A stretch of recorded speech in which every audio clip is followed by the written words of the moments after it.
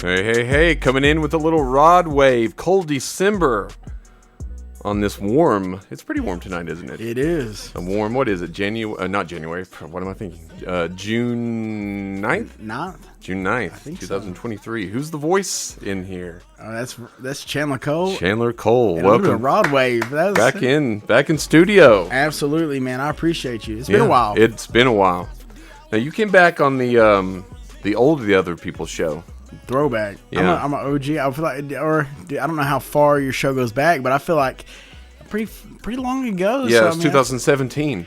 And the show, that incarnation of the show started around then. There was another show that we did, the Midnight Mutants in D.C., but then that cast kind of, got other jobs and life happened. And Absolutely. I was really the only one that continued to carry the torch, so to speak. So And you're doing a good job, Thank though. you. I mean, I appreciate that. this stuff is fun. That's why I started my podcast. I think your podcast was kind of like the first. I'd done like MMA interviews, Right. but I never went on a show. And when I seen the video and I went back and I watched, it kind of motivated me to start my podcast. So it kind of it was a long time coming. I finally started it, but no, man, that was the start of the manifesting. That's It cool. It took me a while, but that was the start. When I seen how much fun we had, I was like, I want to do this. Yeah, and we were talking a little bit before we got on live, is the live element.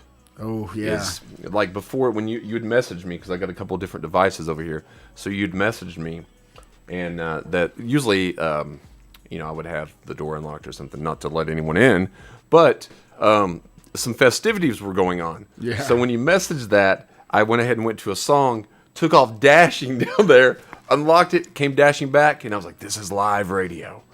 And there's an element to it going on live that I love doing the podcast, any kind of a entertaining or a conversational show. But when you get that live element, there's just probably how you feel, even more so when you're in the ring. It's a risk factor. It's like, if you slip up and say something, it's there. You can't take it back. For mine ain't live yet. Mine's a show. I've had to edit and chop a lot of stuff that's been said just because, I do hold myself to like a kind of like a standard. I don't want to like get caught up with my guests saying some crazy stuff, but eventually I do want to go live just because I know that's what the fans want and that's what they love. So we'll work toward that one day. But for now, I've been going just pre-record. Yeah, I totally understand what you mean. Let's see. I want to hand you this camera. You want that camera over there for the live stream? Absolutely. And but yeah. So you were saying you've got a lot of interesting things, because I've watched a couple of your shows. I watched one I think 2 nights ago of you and Tyler Payne. Oh, it's a character. That's my dog, though. Yeah, and it's weird because Tyler Payne and I, we both have a film that's in the Knoxville Frankenfest Film Festival tomorrow. So he's going down there, as am I. So that's pretty cool that we're going to be in that. But you're going to be traveling further, west? About 1,500 miles more. Yes, to Las Vegas on Monday. So walk us through that. Yeah, I'll fly out Monday, me and my coach, and I'm going to go to the UFC Apex, I believe, on Tuesday. Okay. And we're going to do some promo stuff, some photos, some videos, some media stuff, get my medicals taken care of, and then, get everything in order for the big fight in August. I got a huge fight coming up, so excited about that. Definitely a long time coming. I had my opportunity in The Ultimate Fighter to kind of make those dreams come true. Things didn't work out. Had some adversity, but it happens, man. And I just took that and ran with it and just told myself, look, you've been stubborn this long. Stay stubborn. Yeah. So, we're gonna make it, man. No matter how long it takes, we're gonna make it. And hopefully August, that's gonna be my key to this gate that I've been trying to unlock for 10 years. Well, see, that's the cool part, that very few people that I have found in my life stick to what they really want to do, really love, because maybe they want fast gratification, they want the result quickly. But if you want something, you have to put in the work to get to that point. And you put in that work, and I've put in the work too in different ways. Yeah. And overnight success is not overnight. It's never overnight. It's those days and nights where, like, probably you're in the gym Nobody's seeing you. 2 a.m. You're fighting adversity, but you're still going out there doing it. You're not letting those things keep you from doing what you want to do. Absolutely. I think, and just to get back on kind of like what you said about the people have these goals and stuff, but it's hard to stay with it when things don't go your way. I think that just, how am I going to try to word this? I think the idea of something big will motivate you for a little bit, but when you really want something, no matter how many times you fall, you'll get back up. I think the idea of doing great things to some people just isn't worth the loss. The loss kind of demotivates people, and it really pushes people's egos to quit. And I guess I really want this. I really want it to be different. I want to accomplish things that other people haven't done. And I failed, and I failed many times, but I failed right into the right situation. Right. So I'm where I'm at now after a lot of failures. And it's like Michael Jordan said, he failed 1,000 million times, but he's the greatest basketball player to ever live. Of all time. And if he'd have quit when he missed his first jump shot, we'd have never had Michael Jordan. Can you imagine that? A world without that? I mean, No. seriously? That leads to like LeBron James. I think he'll be more appreciated when he retires. But at the same time, it's like, if there wasn't a Michael Jordan or someone for him to chase, would he be that great? Yeah. So it's and that's what I'm doing right now. I'm kind of trying to, especially in this area. I have great coaches, a great support system and stuff, but kind of like the platforms and stuff that I've been on is it's motivating to kind of do things that no one's done, if that makes sense. Because now I've set the bar to where this next generation of kids that are coming up that I train and I work with, like they got shoes to fill. Right, and, right. I know that I'm destined for great things regardless, but I want them to have something to chase, and I pray that they do way better than I ever imagined. I'm just the start, right? But I ain't the finish, right? This place is going to be known for two things: coal mining and UFC fighters. Right. Now, what did you think? What's one of the biggest adversaries, if you want to go into that almost knocked you down, not in life that made it or has their? Because everyone comes to that point. There was a couple years ago, right before you came on the show the first time. I'd went into like a 3-year depression. I'd sold all my camera equipment. I hadn't done radio in a little while. I'd pretty much given up. I'd kind of went down a dark path, alienated myself, and then I got just this spark got back in. I had this moment, and I was like, if I don't do what I love, what am I doing? Right. What's the point? And then it was just self-motivation. And it's an everyday thing.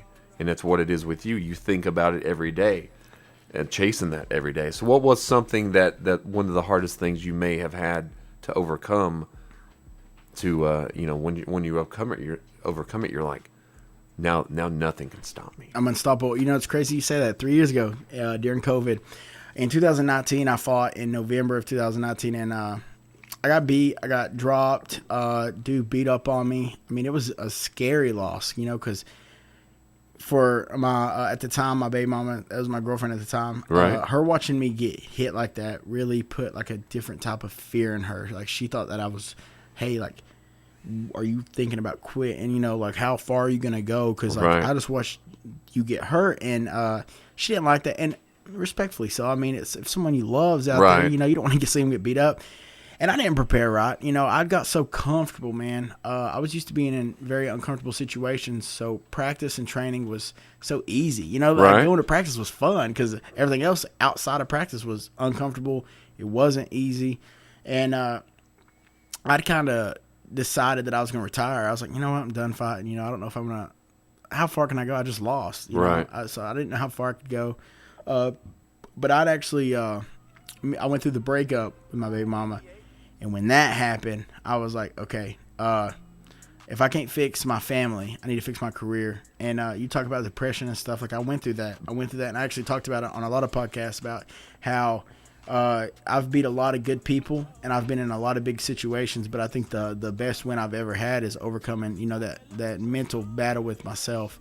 And once I come back and I seen how bad I dominated someone that should have been a tough fight for me. Right. Dude was 6'5", 260, built like a brick crap house. Right. I knew that. Like I fought a guy that if you looked at us, no way I should have won. And I just walked him like a dog, man. Put that leash on his neck and walked him around that cage. And I was like, you know what? Yeah. This is my time. And later on that year, I took my first fight on ESPN, got the biggest check I'd ever fought for, and I said, "Oh, there's no looking back now. Yeah. I want it all. And fighting, of course, has gave me a lot of avenues to do cool things.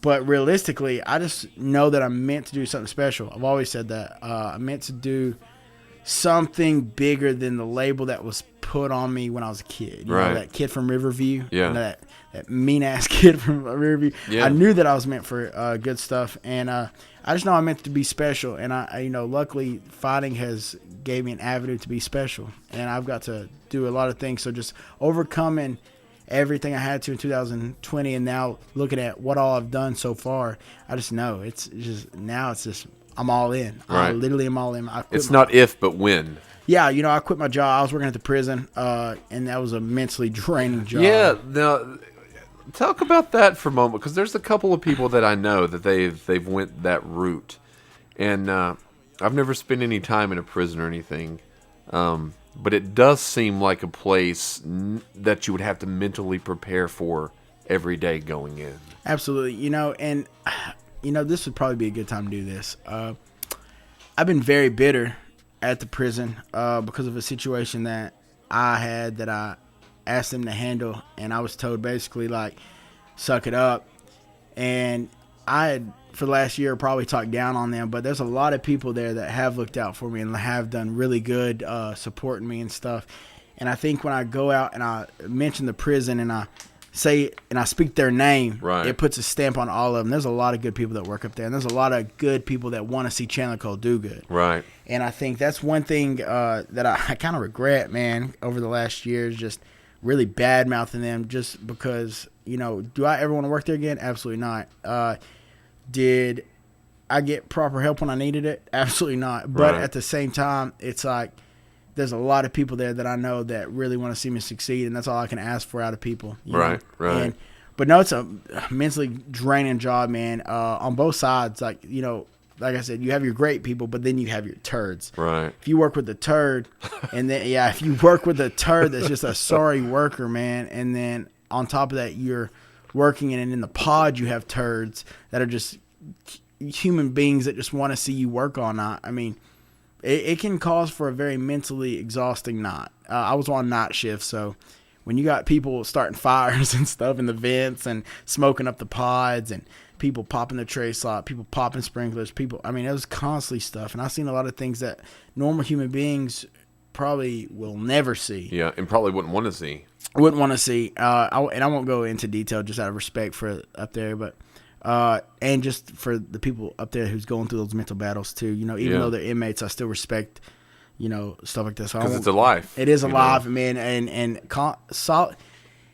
is it solitary confinement? I think that's what it's called. Yeah. That's real, and it does play a lot of mental game. I'm a big psych guy. That was my major when I was going to college. I didn't graduate, but I still done a lot of stuff. So I understand, like, your mind plays a lot of tricks on you. I was like 2 credits away from psychology minor. Yeah, dude, went ahead and got it. That was, and I really just enjoy it, man. I use a lot of stuff on my social media to try to pick and poke at people. Oh yeah, see what they say. People buy it often, don't they? I'll go through and I'll read some of the comments there, and some people are out. They're vicious. Here's what I think is funny is these people were literally like this one girl, for example. She's from Mississippi. I had her on my Facebook for Lord knows what reason, and she messaged me, was like, I just want you to know that I've deleted you. You just that toxic life that you live and that you talk about. And I'm sitting there thinking, like, who are you? Like, why'd you take the time to even message me? Because you wanted attention. Yep. And it's like she was so like emotionally invested into that post that she felt like she had to message me. We don't know each other,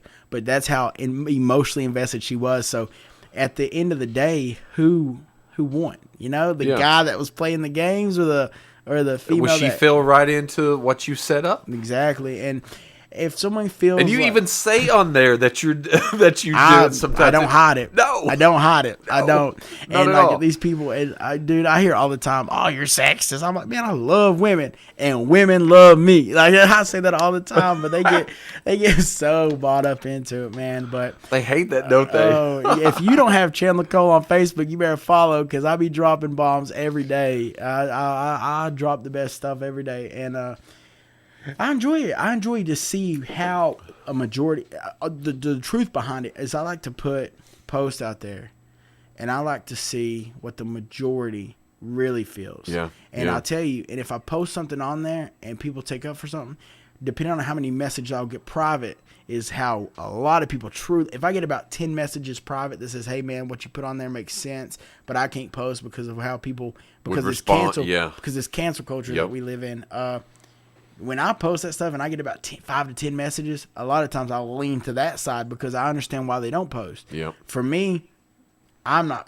You know how you get canceled? You let them cancel you. Yeah. When you're your own boss, you pay your own bills, you don't get canceled. Nobody can cancel you. So I don't have, so I just kind of, I'm not too worried about this whole cancel culture and people get mad at me because I know that realistically I'm not putting anything vicious on Facebook. No, I'm not at saying all. anything vicious. You're not putting anyone down. You're not giving anyone's name. You're just speaking in what you see out there, because I've not seen anything that you've posted. Never. I don't tag people. No. And usually it's not even people I know. I literally will see But I have stuff. seen people go in there and attack you, They can't attack a king, man. No, they try to. They're in the village, man. I ain't even worried about it. But but on a serious note, man, like, I posted something a couple weeks ago and it was like, do you think a man should pay for the dinner, or do you think a man should pay for the first date, and do you think that the man should propose? And I think I remember reading not that. Saying that, like, and people are thinking like that I have an opposite opinion, but I believe that the man should pay. I believe, like, for me to have a girlfriend or even to think about having a wife, I want to be so financially stable that I can provide all those things. That they don't have to. That they don't have to worry about that. And I want, I want to be that guy. I want to be the leader. Like, that's just my beliefs and stuff like that. And so many people was like, well, mind your business, man. Let them live their life. And I'm like, I'm not attacking. Who am I attacking? Like, who am I? You were just putting a statement out there. I put a statement out there. People really got affected by it, but I'm cool with it. Listen, I love everybody. I don't care what walk of life you live in this world. I love everybody. That's just who I am. I don't take the time to hate anybody because that's too much energy. Yep. That's too much negative energy. And I try to get the negative out. The circle's small now.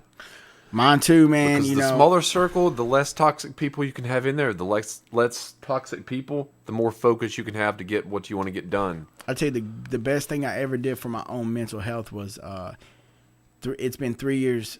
In May made me tongue twister. May made 3 years since I've been drunk, man. I don't drink. A lot of people think I do because they see me at the Loading Dock. Shout out to them across the road. Loading Dock. Those are my dogs. But a lot of people think I drink because of my personality. It's a real bubbly personality, but I don't. I don't drink, and I don't. And when it comes to sacrifice, a lot of time when I was younger, I would sacrifice a good time, having a good time with, Friday night, you get that chance to go get drunk and have fun. Yep. I would sacrifice that to go do that, and then Saturday morning have training, I'd skip it. If I wasn't feeling good, I would skip it. Right. Or I'd go and I'd be smelling like alcohol. And it got to the point where I was like, you know what? How bad do you want this stuff? How bad? I done some dumb stuff at a little get together, and I just told myself, I said, you know what? This is gonna really take over my life. This is gonna really become a problem if I don't fix it now. Yeah. And I ain't been drunk since. And that negativity out of my body. And I don't say everyone who drinks it's negative, but that negativity out of my life. And it could lead to things, Yeah, you never know. Anything that becomes a dependent is a problem. Yeah, I agree that with becomes you. dependent. If you can do it and you can do it responsibly, that's cool. But if you do it and get tongue twisted on this thing, but if it becomes dependent, then it's a problem. Yeah, and I just don't want it to be like that. I got so many. I want that fire to always train. That's my problem. I'm addicted to that. I'm addicted to working hard every day. I'm addicted to. I'll be up at 2 a.m. freaking out. Did I work hard enough today? Did I run enough? You know, I think that too. Now let me ask you this: I'm big on every night. I'll make either a mental list or I'll write it down of what I want to accomplish the next day. And it's, people often, girls that I've went out with have often said they feel like they're being scheduled in, which I don't want them to feel that way. But I do have time where I want to get things done. You know what I mean? I got to do this, side hustle today. I want to go to the job. I got to go to the work, get a workout. Got to edit this. Got to do that. It's always work, and I have one speed, and I think you have one speed. Go. It is. I'm reading the comments now. Everybody, I love Chandler. Hey, Chandler, proud of you, kiddo. Dude, that is one thing I talk a lot about, even on some of my social media, is just relationships. And, the intro, we was listening to Rod Wave, and I'm actually, sooner or later, I'm about to get a Rod Wave tattoo. Just okay. He's someone that speaks to me, man. And a lot of times, me being the fighter, I'm meant to be tough, meant to be mean. But I choose a different path, like talking about like love and relationships, stuff like that. And it kind of sounds kind of vulnerable, but I don't shy away from it. I feel like a lot of people do shy away from it, and they hide all that up until it builds up. And then they're at 2 o'clock in the morning crying about it. And when no one's around, they'll lie to themselves, they'll lie to their people, and they're not okay. No. And I think that's one thing that I do very well. I speak how I feel. And one thing that I've had a real problem with, especially when it comes to relationships, is people just don't understand. They see this life I live. They see the success. They see the traveling. They see all that stuff. They want to be a part of it. They cannot keep up with it. They can't handle it. Like when you're training, like right now, I'm training twice a day. About to go to Vegas. About to do a lot of traveling. About to go to Chattanooga next month. About to go to I'm hosting an event here in Norton. Now, there's a lot of things that I do. Oh yeah, we got to talk about that a little bit later on. Yeah. I'm hosting. I'm doing all these things, and it's like if I could have someone that was my right hand girl, like that would be great. But a lot of people, they got to live their own life too. Yeah. And that's my biggest thing, man. Is I ain't dated anybody in a little over a year, and that was the one thing. Is just she felt like she was excluded. I was working so much overtime at work because I was working at the prison and doing all this stuff. Yeah. So 12-hour shifts was, 12-hour shifts, and then trying to train and try to get all that in and trying to sell merch and trying to do all this stuff. Mm-hmm. That stuff comes back to bite you. I mean, and it's so hard, and no one understands it. They don't understand it. You don't have time to really do anything. You've got to focus on, And people think, when I post stuff, they think that I have like too high standards, too unrealistic, traits in a female, but if she can't be my rib, I don't want it, and that's a big thing when, and I'm not saying, I'm not better than anybody, but I feel like the lifestyle I've chose comes with circumstances that a lot of people will never experience. No. And that's fine. That's cool. Like, people live at different paces. I choose to live a fast pace unless I come across a female that wants to live that fast pace with me and be my rib. It's just not hanging to work. Right. I've realized that now at 28 years old with a daughter, I ain't looking for, that hey, let's date for 2 weeks and then not talk again. Like I ain't looking for that because that was probably one of the tougher things I went through too. Is my last girlfriend was the first girl I ever let meet my daughter. Okay. And when she disappeared, it wasn't even a breakup. It was a disappear. And dude, still to this day, she mentions her sometimes, and that's cool, and I have no hard will against that, no hard feelings, but it's like that lifestyle. It looks great until you're in it, and then once you're in it, you're like, oh my God, where's he going now? He's traveling. You think the grass is greener, and it is, but it isn't for everyone. It ain't for everybody, man, especially and for this area, and I love where I'm from. That's why I stay here. I've had multiple opportunities to move off from here, but you'll never find a place that's more beautiful and slow paced, and just you get the chance to really take it in, and no traffic. Go to LA and live, and tell me that's you crazy. live in fear. You go to California, you live in fear. Yep. You go to Vegas, you live in fear. I mean, there's a lot of things that happen all the time. Yeah. So I'm blessed just to be where I work at, and I love it. Or where I live at. It's where I was born and raised, and it's just home. And but I live for where I'm from, where I live a fast-paced life. Yeah, I understand. Nonstop. So let's play. I want to play Rod Wave. Street Runner. Is that Okay. is that all right? And we are back. Yes, sir. And that was Rod Wave, Street Runner. Now, you were saying that Rod Wave, and you've seen Rod Wave. In concert, yeah. Yeah, where did you see Rod? Charlotte. Okay. Yeah, man. That's one of the... like I said, I'm very...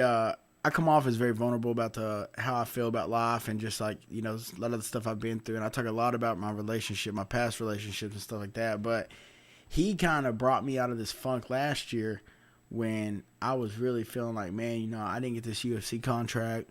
I didn't get the contract, lost the girl, was going through a lot of mental stuff. And I just started listening to his music more and more. I've always been a fan, but when I really started listening to his music, I was like, man, like he's speaking to me. So anyone that knows me, if you get in my car, you listen to my headphones when I'm at the gym, anything, I only listen to Rod Wave. And the reason why is I tell myself, these other rappers and stuff, they talk about stuff that I can't relate to. I live a very goal-driven life. But the one thing that I do relate to is the heartbreaks and the come up and where I'm from. Anyone from Riverview knows like it ain't easy down there. Right. Coming from the trenches and stuff like that, like I relate with him. So that's why I like listening to his music, and it speaks to me. He's a poet, man, and I think he had a really good last year, but dude, he's only getting better. Now, how did you come across Rod Wave? Like, how did you find Rod Wave? So he had a song go viral back in 2019, I believe, maybe 2020 during the pandemic. It was called Hard on Ice. And everybody was making TikToks to it. And I was like, okay, this is kind of good, Okay. And then fast forward a little bit, and he dropped an album. And I was like, okay, I got to listen to this. And he had like Girls in My Dream, Letters from Houston, and songs like that on it. And I was like, oh, this is a little PTSD. Like, he had a lot of good songs. Right. So then I was listening to him a little more. And then, dude, he dropped Tombstone and Street Runner, the song we just listened to. Right. And that SoFi album was amazing. And even my run-out song for my walkout, it's called Call, and it's on there too. And once he hit that, and I was listening to these songs over and over again, and he was teasing a bunch of these songs he was going to have on this next album. Yeah. When he finally dropped the album, man, I was like, that was the first artist I ever anticipated something coming out. I want this. And, he has a lot of songs that he's about to drop as well that's really, really good. And, yeah, and just that feeling of when I went to his concert. I've been to concerts before, and been some songs that I didn't even know. Right.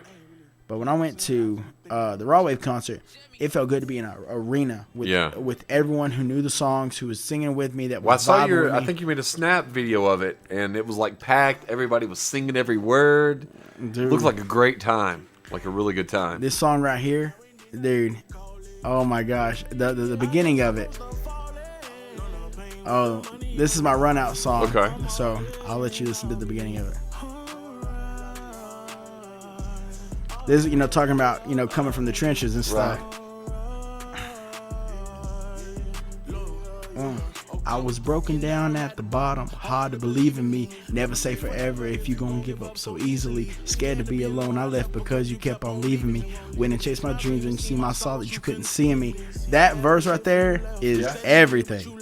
It is everything. When I think about my career and stuff, just talking about coming from the gutter, the first verse was when he was talking, he's like, I was broken down at the bottom, hard to believe in me.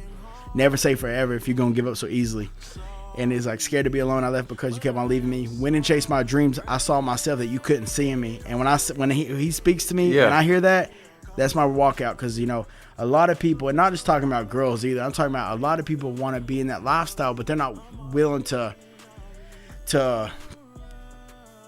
put the right seeds in my life. You know what I'm saying? The right positivities.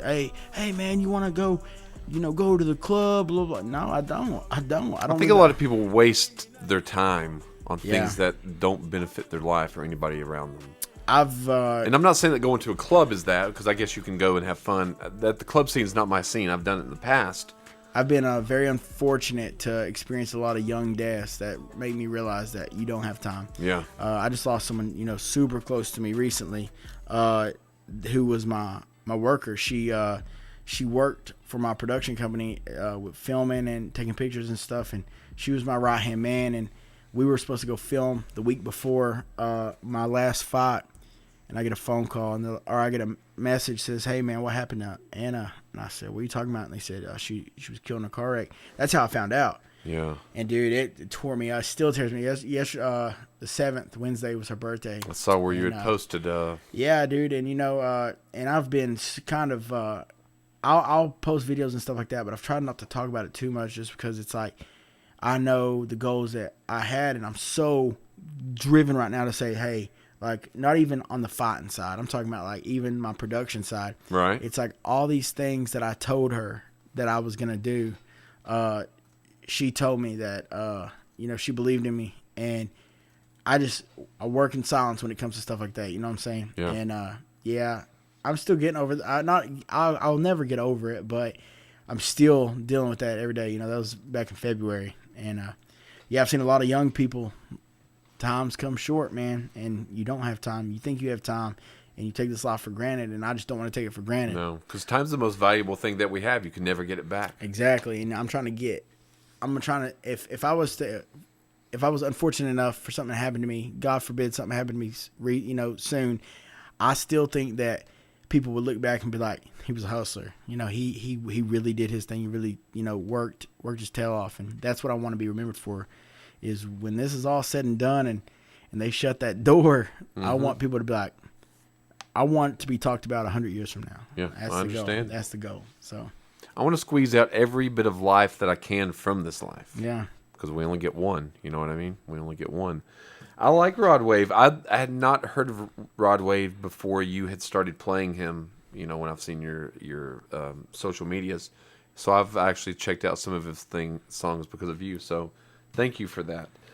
So when you come, let's talk about, you've got, we'll spin back around here. Now, you were talking about, you've got Vegas on Monday, but you were telling me a little bit about this Contender Series. Yep. So walk us through that a little bit. So that's actually why I'm going to Vegas. Okay. So the UFC is flying me out to do all my medicals and to do like the promo, the photo shoot, so everything. The production crew at the UFC is amazing. That's why they're so good. Okay. And they're getting everything taken care of now. So there's nothing else to do between now and the fight. So I have a lot of stuff that I have to do beforehand, as far as like photo shoots, the media stuff, the promos, the medicals, the paperwork, stuff like that. So they're flying me out to take care of all that. And that's a lifestyle. I'm only gonna be there, really, if you think about it. I'll fly there Monday, leave Wednesday, so I'm really only gonna be there Tuesday, and my day starts at, I think my first doctor appointment's at like 6:40 a.m. Right. So my day starts early, and it just doesn't stop. No. And but I prayed so many nights for a lifestyle like this. So it sounds hectic, and it's probably gonna be hectic, but I'm okay with it. I love that hecticness. I do too. I really do. I don't like having free time. Gives a lot of time to think about things. Yeah. I like to, plan the next thing. Like tonight after the show, I'm going to edit the show. Right. So, and I've got 2 other shows I have to edit. Then tomorrow to Knoxville. So now this Contender Series. Now how does it work? Like, you're going to go up against other contenders? Yeah. They haven't released his name yet. So okay. just out of respect for the UFC, I'm not going to drop his name. Right. But I know my opponent, and so basically the Dana White Contender Series is you go to Vegas and you fight at the UFC Apex, and you fight in front of Dana White, okay, the president of the UFC. And if you win, you can win and still not get a contract. Wow. Yeah, you can win. If you go out there and you just take them down and lay on top of them, and like you win a judge's score, and you didn't impress them, you might not get a contract. But if you go out there and you put on a show and you impress them, you can walk away with a UFC contract, and that's what I'm looking for. And even when I lose, man, I try to put on a show, and I live off a code. It sounds kind of vicious, but it's kill or be killed. So it's like I learned a very hard lesson at the Ultimate Fighter. I'd always preached and spoke about how I'll never leave it up to the judges, right? And I left it up to the judges, and because of that, a lot, for the last year, people have been so high on my performance and the kick and I was going to say, yeah, when you first type your name in on YouTube, the kick was one of the first, which I'd seen it before. And, it is a good moment, Right. and I appreciate what that did for my career. But what a lot of people get so happy about haunts me, Yeah, that was a great highlight. But imagine, I'm the guy that goes and reads the comments. I don't need to, but I do. Right. And every time you see it posted, it'll get, 60,000, 75,000, 750,000. One post I've seen had over 1 million likes. Oh, wow. Yeah, so that stuff's cool. And to see some of the comments, but then a lot of the comments are, yeah, but you didn't post the whole video. He lost. And then it reminds me of me sitting in that bathroom crying afterwards because I lost. Yeah. And I'm a winner. No matter how cool the kick was, I'm still a winner.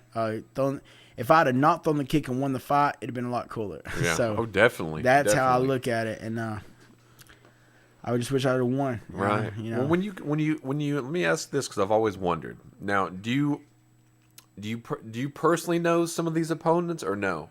Like, do you ever go in knowing the person, or is it usually not? Well, I had to live with the one on the Ultimate Fighter, so Okay. we lived in a house together, Right. and there was a night we were sitting there, and we knew we were fighting too, and we kind of just chopped it up and talked to each other, talked about like where we was from, what we did in our prior to the show, and just sitting there talking to him. I kind of heard his background. He told me like how he quit his job, and really, it sounds jacked up, but I sit there saying like, man, you quit your job for no reason then, bud. Like, that's just my mindset. And you got to think like that.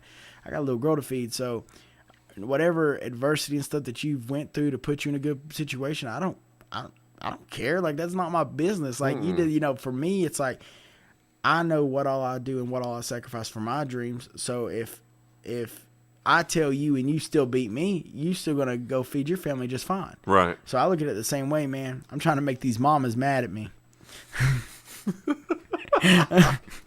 I understand. So what's probably from an opponent, would you say the toughest blow that you've taken, the toughest hit or kick that you've taken that you remember? You were like, oh, that was, or has it been to that point yet?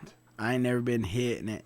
Now, there's some times like I've been hit and I don't remember. Right. Like, so like in the Ultimate Fighter, a lot of people are like, oh, he gassed out and he just took a shot, bad shot. But I don't even remember shooting. For 3 days, I thought I got knocked out. Right. So a lot of times it's like I'll get out there and I guess I was a little tired, but when he hit me, he took about 3 minutes off my life. Right. I don't remember anything. So I've had shots like that's made me ding, right. But I've never took a shot where I'm like, oh my God, that hurt so bad. Right. I never took one of those. Wow. I think the adrenaline, I think there's some people out there who their adrenaline or like what kind of mindset they get in. I don't know if I would say a real high pain tolerance, but I actually dislocated my elbow the first day I was training out there. Completely tore my UCL. I was looking at something and it was last night when I was looking it up and it had said something you had hurt your ACL and it was UCL. It was UCL. right before the fight. It was the UCL. That's the ligament that runs on the inside of your elbow. Okay. So I was training and I had my hands posted on this guy's abdominals or on his abs or whatever. I'm trying to be smart. No, on his abs, and he threw his leg over. When he did, he hit the outside of my arm, and when he did, it turned in and it popped. And I knew something was wrong. And as soon as it popped, I grabbed it and I just straightened my arm. And it popped back in. Oh wow! And I told him that I heard it, and I practiced the next couple of days, and I was talking to the people, and I was just telling them like, yo, like something bad happened, and they was like, oh, you'll be okay, you're fine. And then they were kind of acting like it was nothing. So I told the producers, because they kind of handled everything, and I said, I want to go get an MRI. Like, let's go get an MRI, because for some reason, everyone's acting like there's nothing wrong with me. Right. So I go get the MRI. I come back, and they're like, let's go talk to the doctor. So me and Amanda Nunez, good luck to you this weekend. She's fighting this weekend. Where's she fighting at? In Vancouver. Okay. Yeah. British Columbia. Yeah. Very cool. It's on fire right now. Jeez. It's bad. So we go back to the doctor, and he tells us, they're sitting there talking, and he's like, yeah, it's not good. You have a completely torn UCL. you could go home. You don't need to fight on this. Honestly, you probably need to go have surgery, but we're not going to, take this opportunity away from you either. And I said, oh, I'm staying. I'm staying and fighting. I'll figure it out. And I went out there and, to have, my arm dislocated on multiple occasions, and it dislocated actually in the fight. For me, I surprised myself. But I think when some people get that adrenaline or that mindset out there are things that you just don't realize until after the fight. Right. I had my first kickboxing match, and I didn't think anything about it. But after the fight, I couldn't walk. Really? Yeah. And I think it's a good thing for a fighter to have. Right. That mindset, whatever shuts off. I don't really know. Right. And it's good. But some people out there gets jabbed, and they're like, oh, God, that hurt. I've never had that. Right. I guess the adrenaline's high. I'm trying to think. I've never really been I don't know if I've ever really been punched in the face. I've been punched in, like, the stomach. But it wasn't like in a fight. It was just like kind of joking around and just, hitting somebody. I'd rather someone punch me in the face than the body. Really? Yeah, for sure. If and don't get me wrong, like, I'm one of those guys that'll walk people down and let them punch me in the face in practice. Like, okay, just super tough. But the body shots, when those get to ripping, and it kind of folds you over. I bet the kidney shots hurt too. Well, you can't really hit in the kidneys. Oh, you can't? Yeah, you can in the kidneys. But that liver shot, so the liver sits on the right side of your body, right underneath your rib. Okay. I've seen grown men, and I'm talking about like 25 to 30, 35 years old men. I've seen me kick them in the liver, and I've seen them cry. Like, crawl across the mat, screaming, crying. Like, you'd have thought there was a dying deer. Right. It's bad. And then multiple men. I'd say over my 10-year career, I've at least dropped 15 people with body shots and had them crying. Really? Crying, yeah. Now, sure. when you get those, you're doing the body shots or a shot to the face, and the opponent goes down. Do you know when you hit them, when you connect? Oh, they're going to go down. Like, can you tell? The body shot? Man, some people have some really good poker faces. Yeah. But some people don't. Okay. Some people just, and that's what I'm saying is, like, in that moment when you're fighting, some people feel everything, some people don't feel anything. So it's one of those things, man. You never know. You never know until it's there. Right. Now, I know a lot's been going on around with this, and we don't have to talk about it if you don't want to. This, what's it called? The fight stuff that's been going around that I hear a lot about. The redneck brawl. Yeah. Now, do you have an opinion on this? Because I know you've commented, but you don't have to if you don't want to. No, I'll comment on There's that. a couple, people that had mentioned it about when you were coming on, and I'd seen you had commented a couple times. It's just not what I do. It's yeah, I knew it wasn't. It's not even close. Not even in the same realm. No. And it's hard for me to call people that do that fighters. I know a lot of people who have fought MMA. They can call themselves fighters. You know what I'm saying? And then I know people who have just fought in this redneck brawl thing, and I'm like, man, that's not fighting. Even this sounds, a lot of people get mad at this, but boxing ain't fighting. Boxing is a beautiful art. But if you give me a high-level wrestler and you give me a high-level boxer, that wrestler should beat the brakes off him. Well, didn't you post something not long ago about and about that? And people was boo-hooing and pouting. Man, boxers are the most sore losers on the planet, man. They really are. That's why you see so many MMA fighters going over to box these people, because to keep the sport of boxing alive, they have to bring these high-profile MMA fighters over to fight them. They make like a big story, big headline about it. But realistically, it's like, of course you should beat them in a boxing match. But you never see like Floyd Mayweather coming over to MMA fight Conor McGregor. Never. You'll never see that. You'll never see any of these guys cross over. It's just not going to happen. And I'm not putting it down either, but I've watched a little bit of it just to see what all it was about, because I had only seen videos, some promo videos that people had made or something. Oh, they're funny, and they are hilarious. It is an entertaining. Now, okay, when you're talking about the entertainment business, I put the redneck brawl on the same platform as the WWE. Yeah. Because the only difference is the people that are in the WWE are much better athletes. Professionals. Much better athletes. Yeah. They actually die and work and do all. These people that do the redneck brawl, and I'm going to say 80%, and I'm not talking about my people from around here. Right. There's a lot of people that, that first group of people, that went out there and done the first redneck brawl. Like I seen them in the gym training every day. Like Yeah. they really worked. They really worked hard. I seen that. But a lot of these people from Kentucky, West Virginia, all these people that are getting in there, man, they're coming off the couch. Like to me, it's like you're fighting 3 1-minute rounds. Now let me. So you're fighting 3 1-minute rounds, and now you're a fighter. Right. Now you got this chip on your shoulder Because you fought 3 minutes. Because you fought 3 minutes. You know how long my fights are? My last 2 fights, my last 2 MMA fights were 5-minute rounds. Oh, wow. Yeah, I mean, it's they almost didn't go 30 minutes. Well, they went 56 seconds and a minute and 1 second. But still, if it would have had to go to it, it went 25 minutes. Right. And then say a normal fight, like my fight coming up, it's 3 5s. So that's 15 minutes. Right. So to me, it's hard to even put that in perspective. You're talking about a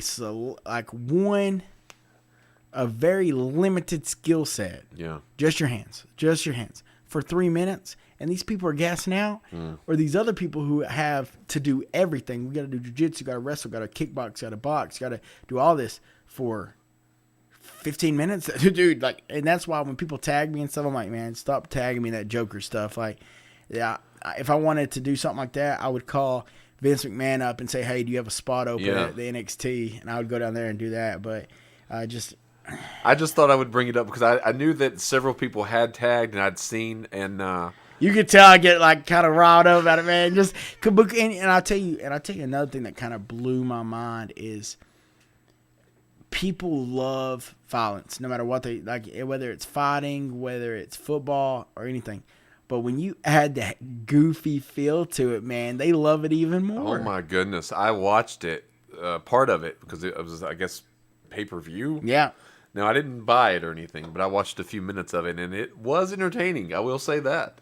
It was. And those promos, dude, shout out to my dude Justin Gent, bro. He is the funniest. He done a promo. He actually fought, and I say, he's a real fighter, dude. He's had 10 amateur MMA fights. Okay. So for him, dude, I shout out to him. Like I take nothing away from what he did, but those, there's other people who fought MMA that fought that too, but. These guys from Kentucky, West Virginia, and they get on there. I'm from Whitesburg, Kentucky. If you want to fight me, when you get it on, I've had 15 bar fights. I'm like, man, like a bar fight is not a scheduled fight. No.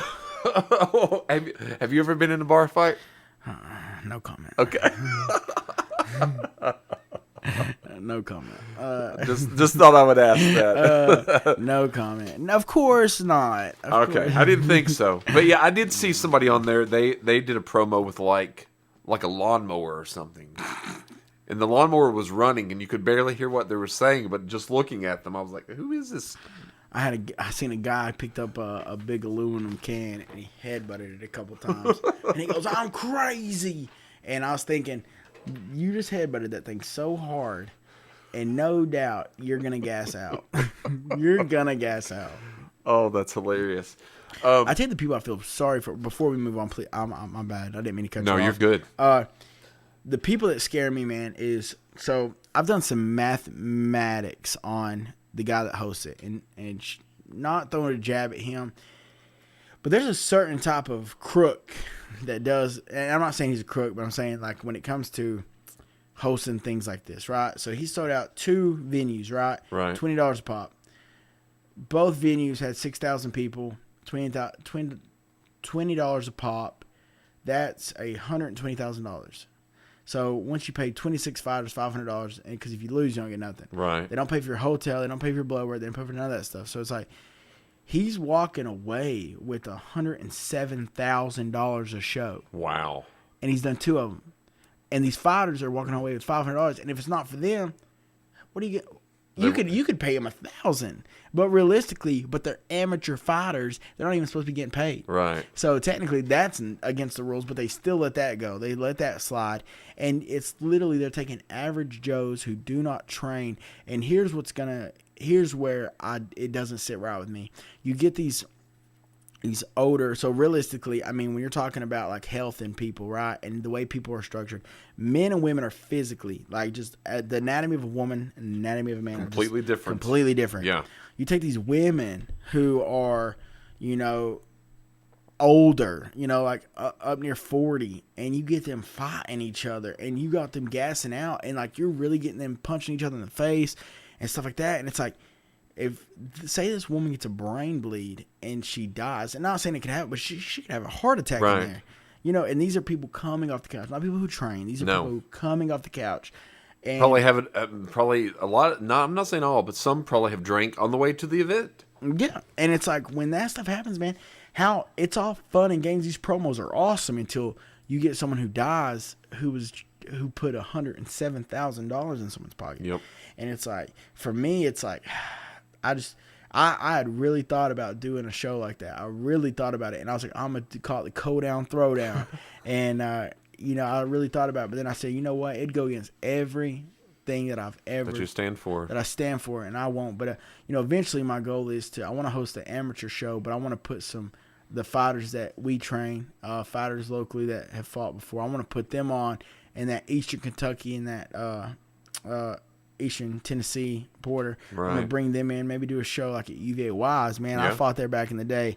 And I would love to bring something back like that. That'd be cool. Team Cole Productions, Fight Night or something. Yeah. I think that would be beautiful, man. I would love something like that. Now, speaking of your productions, you've got, we'll talk a little bit before we wrap up. You've got an event that you're hosting. Yep. That's going to be, talk a little bit about that if you would. Yes, I have an adult prom. It's a masquerade on July 22nd at the loading dock in Norton, Virginia. It will be from 8 till 12. A singles ticket is $30. A couples ticket is $50. That's for 2 people. And if you buy a couples ticket that you put in to win, king or queen. That's what I saw. We have crowns. We've already got that in. We got the slashes or whatever they're called, the satchels or whatever. Sash. That's Is that sash. what it's called? Sash. Okay. I wasn't really prom king nominated, so I wouldn't know. But no, really cool deal for real. I think that's something What gave you this idea? I tell you what it was, man, is I am the type of person that likes to go to things like this. I don't drink. So I feel like if I'm a sober mind and I love my community and I want to see events like this in our community, and I want to see people have a good time, man. We don't have a lot of stuff like this. So It's like, people will constantly come to me and they're like, man, there's nothing to do. There's nothing to do. Well, I'm giving you something to do. And if it's up to me in about 10 years, when I manifest all this stuff, there's going to be a lot of stuff to do in Wise County. All the time. And, and my buddy, man, Jamal Potter, he does so many events and stuff like that. And crazy enough, so I've been to an adult prom. I DJ'd one. Okay. But even way before that, my buddy Jamal Potter posted a status and said, would this not be cool? And said it, and then later on, somebody else, hosted one. Okay. And I don't know if they correlated together, but I'm just saying I heard it out of his mouth first, and I said, "Oh my God, that's genius."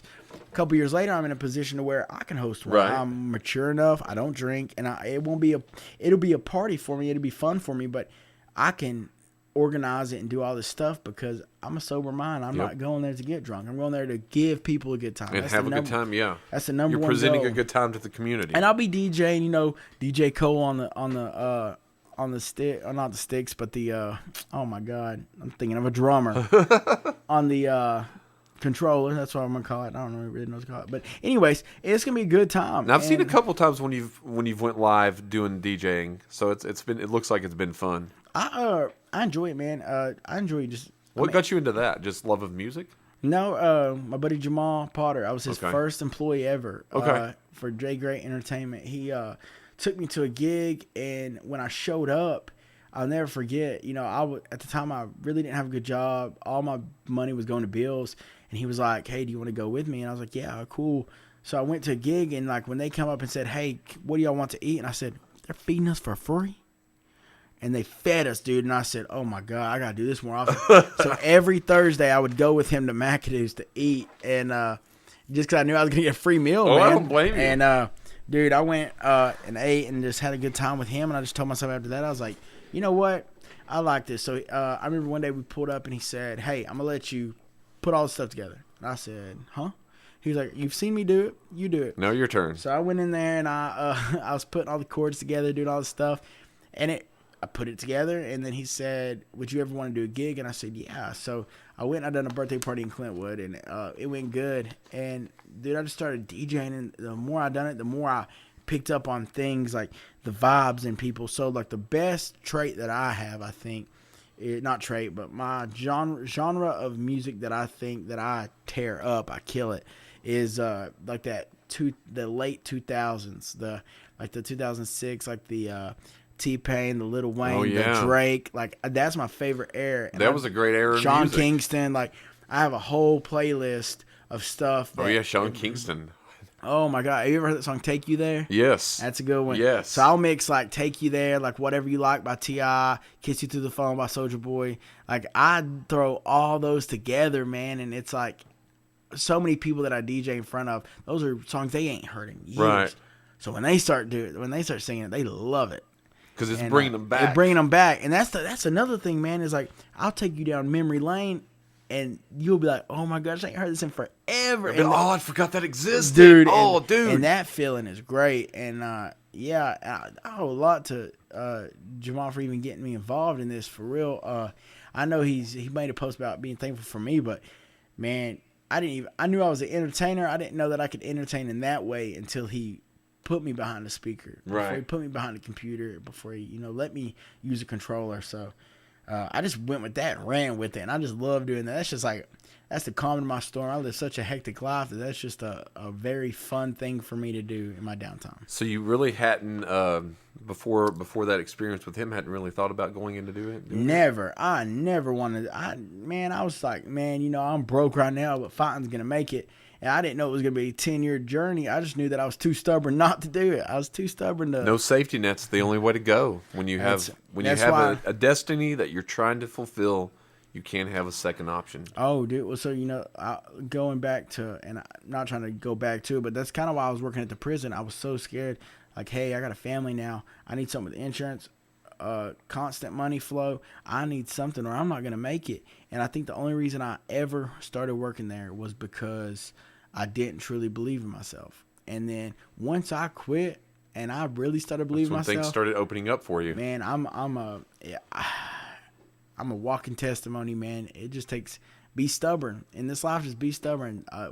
Even when the doubt sets in, you got to be stronger than the doubt. You got to tell yourself, when doubt says, your subconscious may say, hey man, you probably need to quit. You need to quit. You're not getting where you need to be. You got to overcome that and say, hey, I probably should quit, but I'm not going to because I'm too stubborn. Yeah. And that's all I've done. Not quit by this point. I'm not going to quit now. And it's really put me in good position, so I can't even complain. Awesome. Well, we're gonna let's see. We got Rod Wave Tombstone. Is that a Tombstone's a good one. All right, you want to go? All of it is. Every Rod Wave song on the planet is good. And I do like Rod Wave. We'll take a listen to Tombstone. We've been joined by Chandler Cole. Chandler, it's been a fun show. Man, it has been awesome. And I wish you the best of luck. Now, you're going to have to come back on again whenever, open door policy. You just let me know. And we're going to keep up with the progress that you're having. I'm going to have to get you on my show. Yeah, let's do that. For sure. I would love to just chop it up. Have you and Tyler, man. I think that'd be a great show. Yeah, like I said, we're going to go to, we're not going together, but he's going to be at the Knoxville Franken Film Fest tomorrow with his project. And I'm going to be there with my project, so it's going to be a lot of fun. So do you shoot movies and stuff too? Yeah. I did not know that. Yeah, I got a short film over there, In Dreams. So yeah. How many film people are in this area that? I'm sure there's more than what people know. I don't know. I've tried to dig in and find people, and in the crew that I have is good, and I'm able to pay some of the crew, so that helps a little bit more now. But finding people that, and I'm not putting down people, but finding people that are 100% committed and reliable is one of the hardest things to find, and I think in life in general. But yeah, I usually go on, WCYB or a couple of those things, put out the feelers. Sometimes people send me some audition tapes. I'll choose them. But yeah, directing and acting's cool. Acting's fun. But directing and editing, it's putting it all together, the creative process, just amazing. just amazing. I thought about doing something like that. We should do something. I thought about doing so I made a music video to one of Broadway's songs, and just to see if I could do it. Was it the one where you were in your studio? I was. Okay. And I watched that one. When I made that, I was like, oh my gosh, I could really do this. Now, So I made a rap video about a year ago. We shot it in partly was in Charlotte, and it was pretty fun. It was my first music video, and I never expected to actually. I wanted to always film a music video, but I never expected a rap video to be my first music video.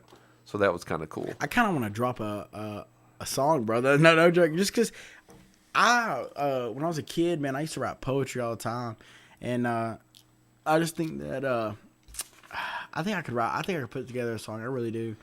I think I'm good with working words and stuff, and I freestyle sometimes for my friends. And you should do it. You should do it. I put out a single like in 2001, and I was pretty pleased with it. And it made because I used to get up and do a lot of coffee shops around the DC area, and it was so fun, just like that live element. You know what I'm talking about.